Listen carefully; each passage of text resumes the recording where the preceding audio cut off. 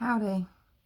Continuing on with this little series I'm making where I give you my opinions on the things that help me form my idea about the JonBenet Ramsey case. So if you've been watching these, you'll know that what I'm doing is talking you through the things I've thought about that have helped me form the opinion that I have, one which is wholly my opinion, and I'm also open to change it because I can make cases for other outcomes as well. So I want to make this really quick because I just want to stick to one particular subject and let you melt on this. I've mentioned before a book. It's by a person called Malcolm Gladwell, who's a little bit of a divisive person. I'm not saying I am an admirer of his or his other work, but I just want to mention to you again this book called Blink. So basically I want you to think about this phenomenon in animals that I guess you could say is intuition. Within the human animal, there is this phenomenon when, you look at someone, and let's just use, artwork.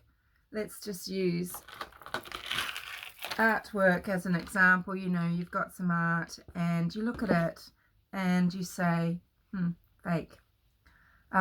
So what would make an art historian or someone interested in art with art knowledge just think that, feel that without knowing why? It's everything in their life. It's their experience. It's their education. It's their, their innate gut feeling brought about by a whole lot of things, okay? And you all have it. So when you're looking at something or hearing something, seeing something, interacting with something or someone, and something's off. Why? Well, this is because everything that your body and mind has experienced, whether you're consciously recognizing it or not, it is interacting on a level, and it is giving you that gut feeling that is your, coming from your education, your life experience, your taste, talent, whatever it is. Something is hitting you. You may not know why, you may not know where it's coming from. It's coming from inside you, and it's that energy interaction, or it's that intellectual interaction, it's that instinctive interaction, okay?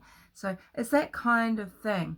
Now I want to bring up the Ransom Note in the JonBenet Ramsey case. So this is the 2.5-page handwritten Ransom Note, which we should be looking at as a document. So this isn't just something to analyze the handwriting of. This is a document that we want to look at holistically.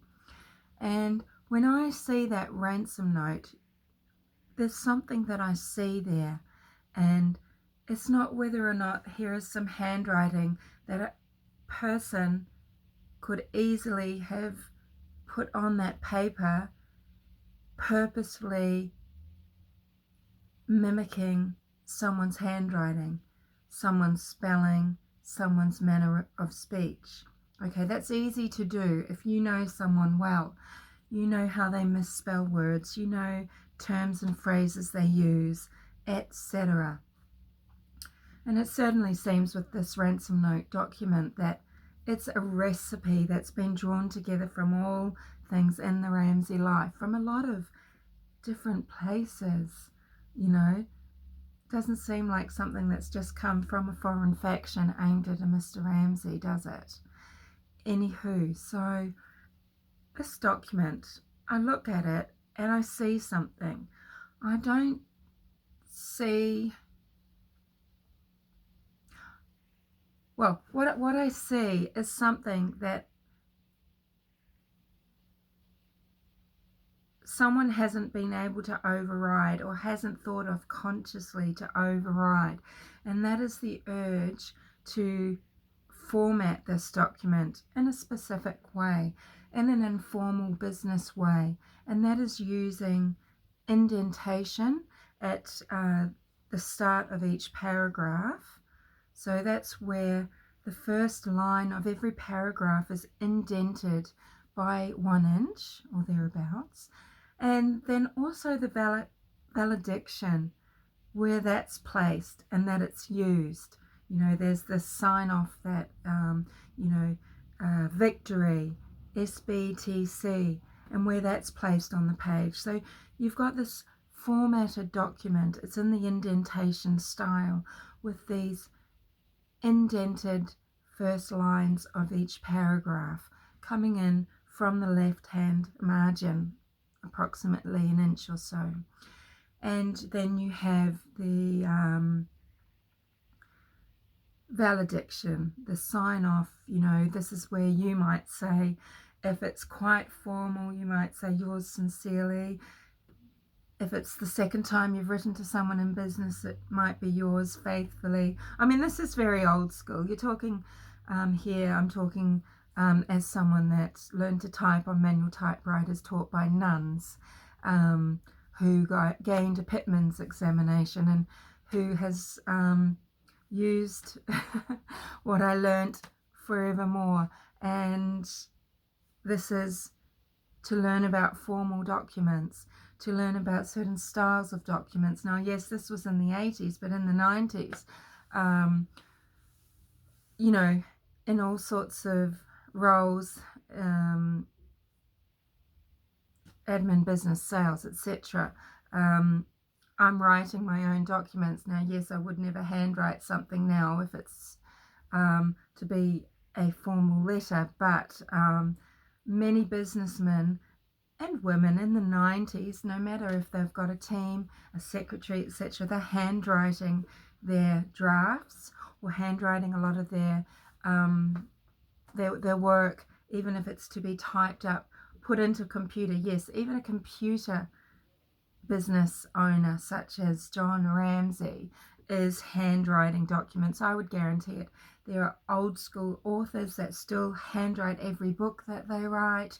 I know of people in business that still handwrite their letters or other memos, and it's not all done using voice recognition or dictating, although some people do.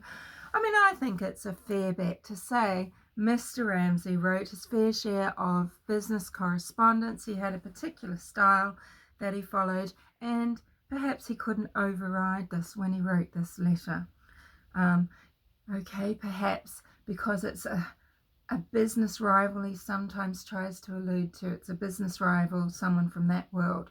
Maybe they couldn't override it either. You think? So that's just what I see. When I look at that, what I see is a document that is laid out a particular way, and a common way in the 90s. For someone that was, this isn't how we write now. It was common to drop a particular salutation, like the dear. You could just start with Mr. Ramsey or John.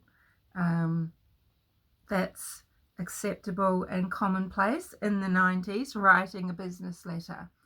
The indent and a valediction placed how they are. I mean, this to me just screams of a certain person writing a document. And yes, Patsy Ramsey is pretty adamant that she didn't write that note. And it sometimes seems as if she didn't even read it. I think when you're glancing at something, things are going to stand out, and it might be this here, it could be that sign off. It's got a lot more white space around it. It's set at the bottom of a page. It's got exclamation marks. Yes, that Patsy Ramsey was fond of using in her correspondence. Patsy had a beautiful cursive handwriting. Now, there are examples of her letters online and her hand, her printing.